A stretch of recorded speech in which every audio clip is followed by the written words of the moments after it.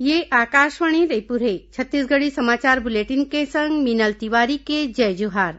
अब सुनो आज के प्रमुख समाचार। राज्य सरकार ह प्राइवेट अस्पताल मन म कोरोना मरीज मन ले जादा पइसा लेके शिकायत म इलाज के मंजूरी निरस्त करे के संबंध म निर्देश जारी करे हैं। छत्तीसगढ़ समेत देश भर में आज ले राष्ट्रीय कृमि मुक्ति कार्यक्रम में लइका मन ला कृमि नाशक दवई खवाए के शुरुआत करे गे हे। और पंचायत और ग्रामीण विकास मंत्री ह राज्य में मनरेगा के काम में मजदूरी भुगतान बर रकम जारी करे के काम तय सीमा में करे के निर्देश दीन। अब समाचार विस्तार ले। राज्य सरकार ह प्राइवेट अस्पताल मन म कोरोना मरीज मन ले जादा पइसा लेके शिकायत म इलाज के मंजूरी निरस्त करे के संबंध म निर्देश जारी करे हैं। संचालक स्वास्थ्य सेवा नीरज बंसोड़ कोती ले जारी निर्देश म कहे गे हे कि मरीज के इलाज बर तय करे के दर ले जादा रकम लेके शिकायत म जिला कलेक्टर कार्रवाई कर सकत हे। खबर के मुताबिक पाछू दिन राज्य सरकार ह प्राइवेट अस्पताल मन म कोरोना संक्रमित मरीज मन के इलाज बर दर तय कर दे हे। प्राइवेट अस्पताल म सुपर स्पेशलिटी सुविधा के आधार म एला 3 वर्ग म बांटे गे हे। एमा ए श्रेणी म रायपुर, दुर्ग, राजनांदगांव, बिलासपुर, कोरबा और रायगढ़ जिला के अस्पताल ला राखे गे हे। उहें बी श्रेणी म सरगुजा, महासमुंद, धमतरी, कांकेर, जांजगीर चांपा, बलौदाबाजार और भाटापारा, कबीरधाम और बस्तर जिला के अस्पताल शामिल हैं। बाकी जिला के अस्पताल सी श्रेणी के हैं। प्राइवेट अस्पताल में इलाज में होवैया खर्च कोरोना संक्रमित मरीज मन ला खुदे उठाए ला पड़ही। इही बीच स्वास्थ्य विभाग ह कोरोना संक्रमित मरीज मन के इलाज बर मंजूरी मिले प्राइवेट अस्पताल के 50% बिस्तर में ऑक्सीजन राखे के निर्देश दीन हैं। कोरोना संक्रमण के मामला में सरलग बढ़वार के सेती कोरबा जिला के नगरीय निकाय क्षेत्र समेत 33 ठिन ग्राम पंचायत में आज ले पूरा तालाबंदी लागू हो गए है। जिला कलेक्टर किरण कौशल और पुलिस अधीक्षक अभिषेक मीणा ह आज रद्दा में तालाबंदी के स्थिति ला देखिन और एती ओती घुमैया मन के गाड़ी के चालान घलो काटे गिस। उहें बालोद में व्यापारी मन कोती ले तालाबंदी के नियम में कोताही बरते के सेती जिला प्रशासन ह कुछ एक दुकान ला सील कर दे है। जिला में काली संझा 6 बजे ले कंटेनमेंट जोन घोषित करे गे हे। ऐसने रायगढ़ नगर निगम क्षेत्र ला घलो कंटेनमेंट जोन घोषित करे गे हे। इहां के पटेल पाली सब्जी मंडी ले ज्यादा कीमत में साग भाजी बेचे के शिकायत मिले रहीस। एसडीएम युगल किशोर उर्वसा ह आज बाजार के जांच करीन और ज्यादा कीमत में साग भाजी बेचैया व्यापारी मन तीर ले जुर्माना वसूल करीन। प्रदेश में आंदोलन करत राष्ट्रीय स्वास्थ्य मिशन के संविदा कर्मचारी मन ह शासन कोती ले नोटिस दे जाए और कुछ एक कर्मचारी मन ला बर्खास्त करे के कार्रवाई के बाद आज दूसर दिन कई ठन जिला में सामूहिक इस्तीफा दिन है। ये संविदा कर्मचारी मन नियमितीकरण के एक सूत्री मांग ला लेके पाछू 19 सितंबर ले हड़ताल में हवय। पाछू दिन आने जिला में प्रशासन है ये कर्मचारी मन ला हड़ताल खत्म करके काम में लहुटे बर किहिन। आज संवाददाता मन ले मिले जानकारी के मुताबिक कोंडागांव, कोरिया, अंबिकापुर समेत कुछ एक आने जिला में आंदोलन करत कर्मचारी मन ह सामूहिक इस्तीफा दिन है। यही बीच खबर मिले है कि कोरिया जिला कलेक्टर और जिला स्वास्थ्य समिति के अध्यक्ष एसएन राठौर ह आज हड़ताल करत 29 दिन संविदा स्वास्थ्य कर्मचारी मन के इस्तीफा मंजूर कर ले हैं।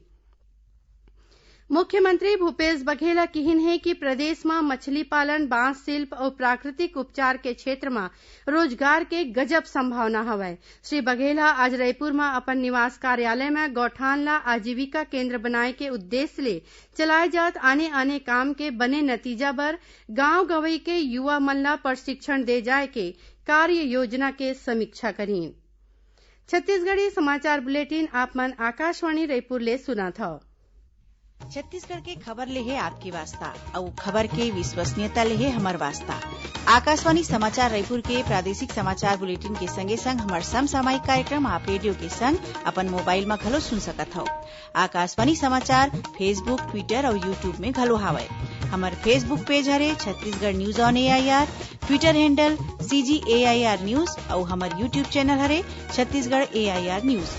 तो अब रेडियो के संगे संग आपके मोबाइल के माध्यम ले हम आप तक पहुंचत हन। छत्तीसगढ़ के हर खबर पर सुनत रहो आकाशवाणी समाचार। अब आगू बढ़बो बाचे समाचार कोती। पंचायत और ग्रामीण विकास मंत्री टीएस सिंहदेव ह राज्य में मनरेगा के काम में मजदूरी भुगतान बर रकम जारी करे के काम तय सीमा में करे के निर्देश दिन है। वीडियो कॉन्फ्रेंसिंग ले विभाग के बड़का अधिकारी मन संग विकास काम के समीक्षा करीन और गौठान, चारागाह और नरवा के काम ला जल्दी पूरा करे बर कहीन। संगे संग गौठान और चारागाह बनाए के तीसर चरण बर जगह देखे और कार्य योजना बनाए के निर्देश दिन है। मुख्यमंत्री भूपेश बघेल ह राज्य सरकार कोती ले चलाए जात अंग्रेजी माध्यम के स्कूल में लइका मन बर शिक्षा के बने व्यवस्था कराए के निर्देश दिन है। मुख्यमंत्री ह आज अपन निवास कार्यालय में शिक्षा विभाग कोती ले चलाए जात स्कूल के व्यवस्था के समीक्षा करीन। मुख्यमंत्री ह अवैया शिक्षा सत्र ले प्रदेश के जम्मो ब्लॉक मुख्यालय मन में अंग्रेजी माध्यम के स्कूल शुरू करे के बात कहीन। बैठका में स्कूल शिक्षा विभाग के प्रमुख सचिव डॉक्टर आलोक शुक्ला ह बताइन कि राज्य में जौन 51 ठन सरकारी अंग्रेजी माध्यम स्कूल चलाए के मंजूरी दे गे हे उहाँ प्राचार्य के प्रतिनियुक्ति में पद स्थापना के काम पूरा कर ले गे हे और अब लइका मन के ऑनलाइन पढ़ाई शुरू हो गए हे। बीजापुर जिला के गंगालूर थाना क्षेत्र में आज सुरक्षा बल और माओवादी मन के बीच हुए मुठभेड़ में एक जवान घायल हो गए हैं। जिला के पुलिस अधीक्षक कमलोचन कश्यप ह बताइन कि केंद्रीय रिजर्व पुलिस बल CRPF, district reserve guard DRG और पुलिस बल के जवान गश्त में निकले रहीन। यही बेरा गोंगला और मारी मल्ला के बीच ये मुठभेड़ हुईस। मुठभेड़ में घायल जवान ला घटना स्थल ले सुरक्षित निकाले बर सुरक्षा बल के टीम ह मौका में पहुंच गए है। यही जिला के नैमेड़ थाना क्षेत्र ले सुरक्षा बल ह एक माओवादी ला गिरफ्तार करे है। इखर तिरले हथियार और बैनर पोस्टर घलो बरामद होए है। कोरिया जिला के बैकुंठपुर के खाड़ा बांध में ज्यादा पानी होए के सेती ये टूट गे हे, जेखर ले बांध के तीर तखार के खेत में पानी भरे ले कई एकड़ फसल खराब होए के खबर मिले हे। बताया जाथे कि 2 दिन पहले ले ही बांध ले पानी रिसत रही से। गांव के लोगन मन ये बात के जानकारी जल संसाधन विभाग के अधिकारी मन ला दे रहीन। एखर बादो पानी रोके के संबंध में कोनो किस्म के कार्रवाई नहीं करेगीस। बांध टूटे के बाद कतकोन किसान मन के फसल ला होए नुकसान के मामला में उहाँ के विधायक अंबिका सिंहदेव ह गंभीरता ले ले हैं। ओमन प्रभावित मन ला जरूरी मुआवजा दिवाए के संबंध में कृषि मंत्री रविन्द्र चौबे संग फोन में गोठ बात करीन। श्रीमती सिंहदेव ह बताइन कि नुकसान के जांच करे जाही और बांध टूटे के मामला में कोताही बरतइया अधिकारी मन के खिलाफ कार्रवाई करे जाही। छत्तीसगढ़ समेत देश भर में आज ले राष्ट्रीय कृमि मुक्ति कार्यक्रम में लइका मन ला कृमि नाशक दवई खवाए के शुरुआत करे गे हे। 30 सितंबर तक चलैया ये कार्यक्रम में 1 करोड़ 14 लाख लइका और किशोर मन ला दवई खवाए के लक्ष्य रखे गे हे। स्वास्थ्य मंत्री टीएस सिंहदेव ह रायपुर के चिप्स कार्यालय में लइका मन ला दवई खवाए के कार्यक्रम के शुरुआत करीन। मुख्यमंत्री भूपेश बघेल ह लोकवाणी में ये घाव नवा छत्तीसगढ़ हमर विकास मोर कहानी विषय में प्रदेश के मनखे मन ले गोठ बात करही।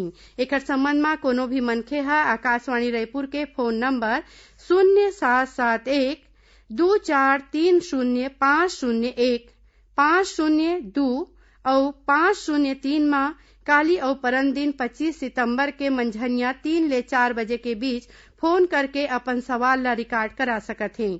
मुख्यमंत्री के हर महीना के रेडियो वार्ता लोकवाणी के 11वां कड़ी के प्रसारण अवैया 11 अक्टूबर के होही। एकर प्रसारण छत्तीसगढ़ के आकाशवाणी के सबो केंद्र एफएम रेडियो और क्षेत्रीय समाचार चैनल ले बिहनिया 10:30 बजे ले 11 बजे तक करे जाही। प्रधानमंत्री नरेंद्र मोदी हर राष्ट्र कवि रामधारी सिंह दिनकर के जयंती में श्रद्धा सुमन अर्पित करे हैं।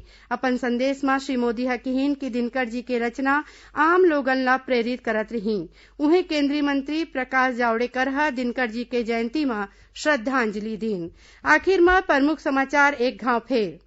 राज्य सरकार ह प्राइवेट अस्पताल मन में कोरोना मरीज मन ले ज्यादा पैसा लेके शिकायत में इलाज के मंजूरी निरस्त करे के संबंध में निर्देश जारी करे हैं। छत्तीसगढ़ समेत देश भर में आज ले राष्ट्रीय कृमि मुक्ति कार्यक्रम में लइका मन ला कृमि नाशक दवई खवाए के शुरुआत करे गे हे। और पंचायत और ग्रामीण विकास मंत्री ह राज्य में मनरेगा के काम में मजदूरी भुगतान बर रकम जारी करे के काम तय सीमा में करे के निर्देश दीन। एकरे संग छत्तीसगढ़ी समाचार बुलेटिन यहीं सिरावत है। जय जोहार।